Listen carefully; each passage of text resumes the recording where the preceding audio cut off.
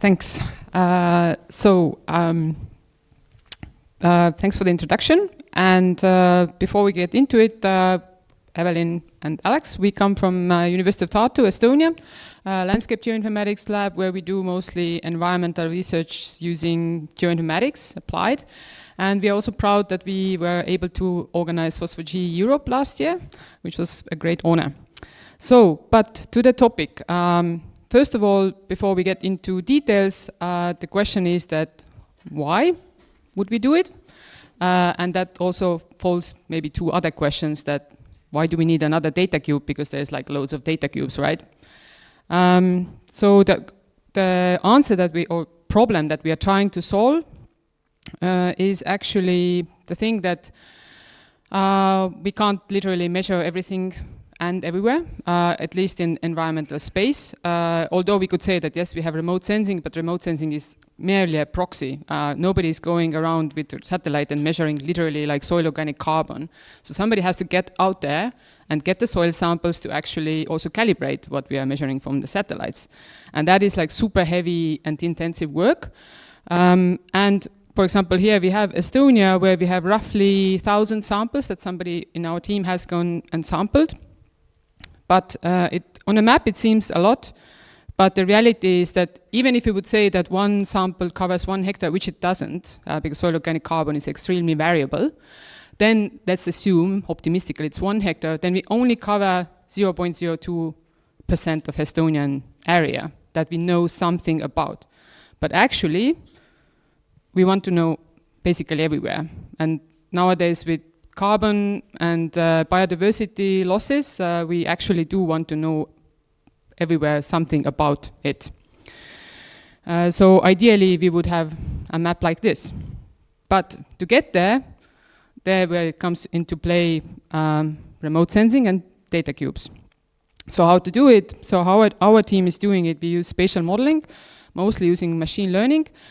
And so we first have the fieldwork data set or fieldworks.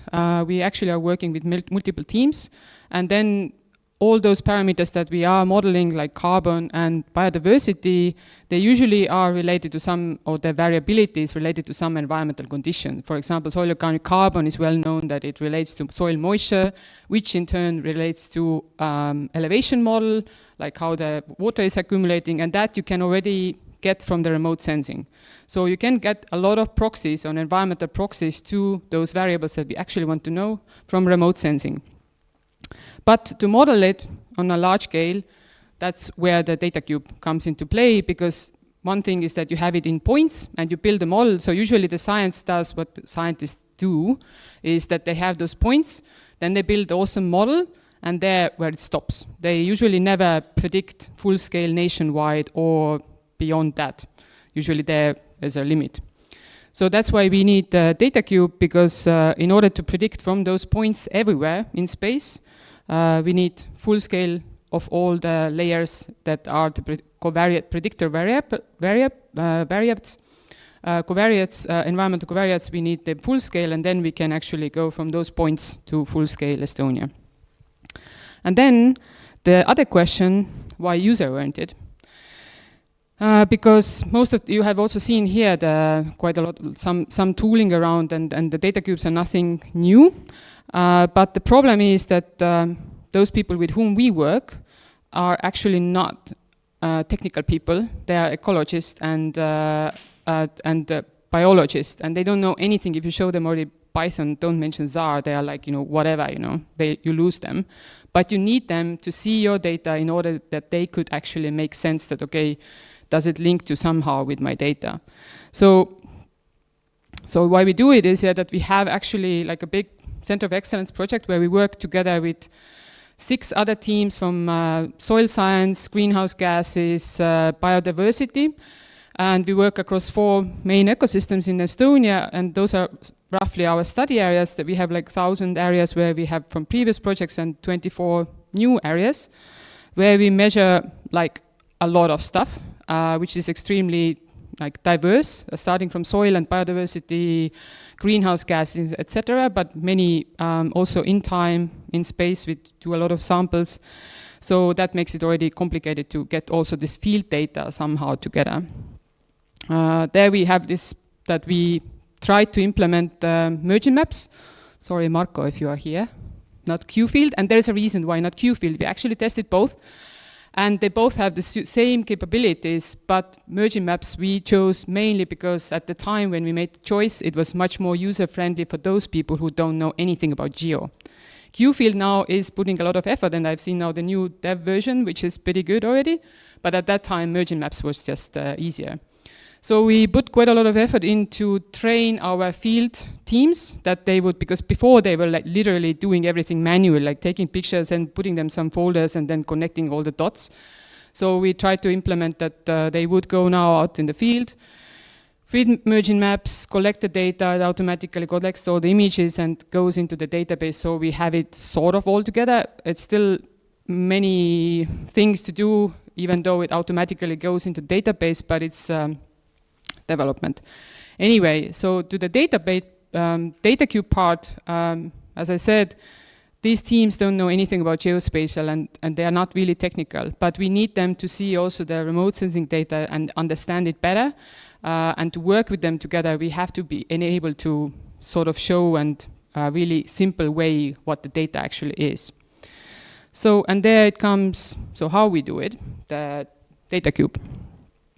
So the data cube basically consists of 3 parts for us. So one is the data preparation, that actually how the data goes into the data cube. Then second part is, which is most important maybe, data access and the metadata, that is this user-oriented side, that how the users actually can access it. And the second part also of the data access is how they can view it very simple ways, because often enough data cubes are fairly abstract somewhere in the cloud, something that only we maybe are able to access, but not other people. So, and those 3 parts, I will cover shortly how we prepared the data. So Estonia is actually fairly small, but nevertheless, we had to split it up because of just to make it easier to process. And then the main decisions that we in the beginning had to make was that we had to align it to the same grid system, or we decided that it has to go in the same grid system and everything has to be aligned, that it will be always the same.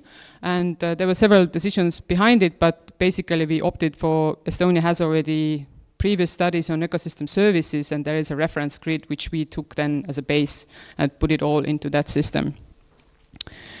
But for the remote sensing, we mainly actually, we have a lot of other data sets, but mainly right now I'm showing the Sentinel and the LiDAR data. So for the Sentinel, we used Google Earth Engine. Right now we are actually looking options to move away from it because it's getting also too closed and tricky. But we used Google Earth Engine Python API to basically pre-process the Sentinel images, do the cloud masking and or speckle removal for the Sentinel-1. Then also create all the composites. We have seasonal composites and then min, max and different variables for all the indices.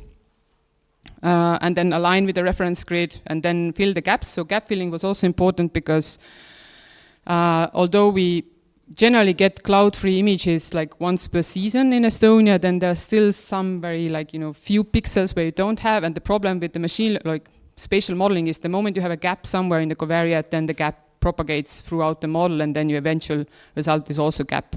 So that's why we put quite a lot of effort in filling those little single pixels here and there to actually create full surfaces with no gaps. Then LiDAR processing was that we have Estonia is producing Landboard, is very good in data and producing once every 4 years the full-scale point cloud, which we thought that, yay, we have all the data, we just chuck it into existing tools. And what turned out that, first of all, point cloud was not so good. And then their existing tooling at some point went into proprietary. So there was no open source tooling full scale that we could calculate the vegetation indices. And what was also with the point cloud interesting, that national land boards don't produce LiDAR point cloud for vegetation indices. They produce it for getting the ground and then getting the top maybe, and maybe something else, but not vegetation, which is fine, because that's their sole purpose, and that's totally fine. But when we started looking at it, then the problem was that, of course, as they don't care about what's in between, then a lot of vegetation was classified as non-classified, like gray points, so to called, which means that for us it was lost information. And as we are working on the grasslands also, then basically all the grasslands didn't have any vegetation. It was either ground or gray points, great. So then we had to start actually reclassifying the whole point cloud. And of course there were also issues that you can see here, like power lines. They often tend to pop up in the vegetation actually, and buildings are vegetation, some places again not, cars, boats are, or vegetation where they are not, and etc. So we spent like a year to build different rules, and with every rule we had to double check that if the new rule that we implement in the point cloud actually makes it better or makes it worse, because you think that, you know, it corrects something, but in some other place it might actually mess up something, which happened several times actually, but now we sort of have it. So we created a new reclassified point cloud and calculated also, then just like developed new Python Xarray based and PDAL based indices that we can actually calculate full scale open source. We don't have to go Opals or some other tooling that actually is not open or free. And that also final trials were actually aligned with the same reference grid, and final output, all of them are actually then cloud optimized geotiffs, corks. And initially we were using Google Cloud Storage, but now we have moved them actually to the university cluster. Then data access and metadata. I'll give Alex. Okay, hey. Right, so data access and metadata, especially metadata first. So all these cloud optimized geotiffs, they get scanned and indexed, and we produce a stack catalogs. And yeah, we had a bit of experimenting going on. So in the beginning we still sort of mostly do use PyGeo API where we host the stack information. So we have like more than, I don't know, it's several hundred layers now that are grouped into collections, and then we have sort of public and private catalogs. So some of that is like work in progress, and only once the nice polished layers for also that we share with the stakeholders get made publicly accessible, then we use then also nicely the QGIS Stack browser plugin, or now is actually included. So this makes it really easy to share that with our end users, if they, or even with our team, with our students. We would go then and then, hey, just browse the catalog and then load the calc directly into your QGIS. Because most of the time they're gonna look, like they go to their case study areas and then they look. Then secondary, because we also work with state agencies. So of course we have a proper standards compliant metadata catalog. So we use classic GeoNetwork open source. Right now we use it in version 4.2. The Estonian Land Board uses now version 4.4. We work with them together for the translation for Estonian, which is currently not in the main distribution, but we talk also with Jeroen, and so that's also on the way. And what we then do is we would add stack download links directly just as the access means in the metadata record. So we would, for NDVI, several years collection, you make one entrance, one record for NDVI in the metadata record in classic ISO metadata, and then link to the stack catalog where then the specific files can be downloaded. Then data viewing, because as we said, either in QGIS or many stakeholders, and oftentimes we just need to validate or check this particular area.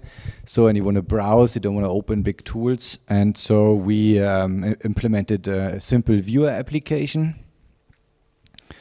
And this viewer application sort of grew over time. And so here, GeoCube, but in Estonian.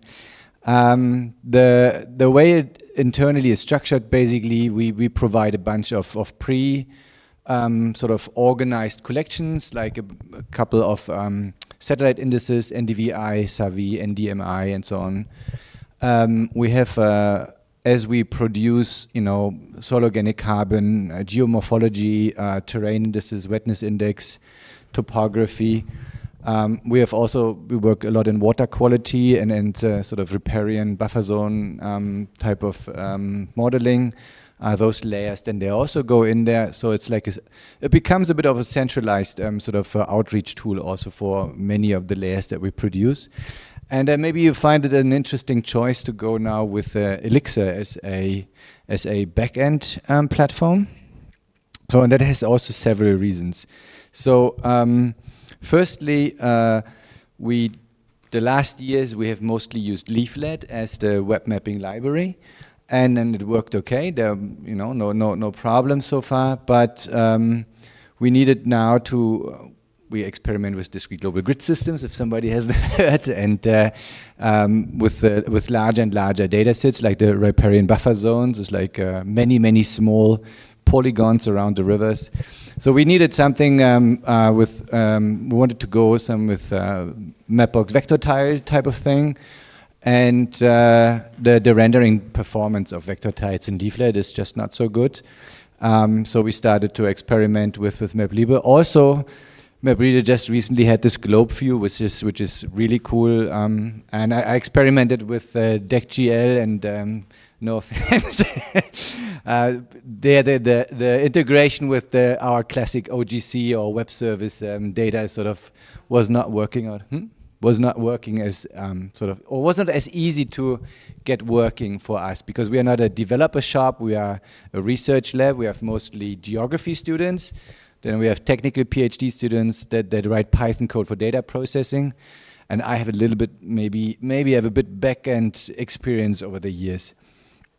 Then why Elixir? So as I said, so our front-end evolution is typically like a student has some time and then starts to develop some JavaScript. You can get going fairly quickly to a certain extent, but they're not full stack developers. So then we come from a much more Python sort of geospatial background. So we are not front-end developers. So this is really an important issue, because in research labs in university we cannot have full-on developers.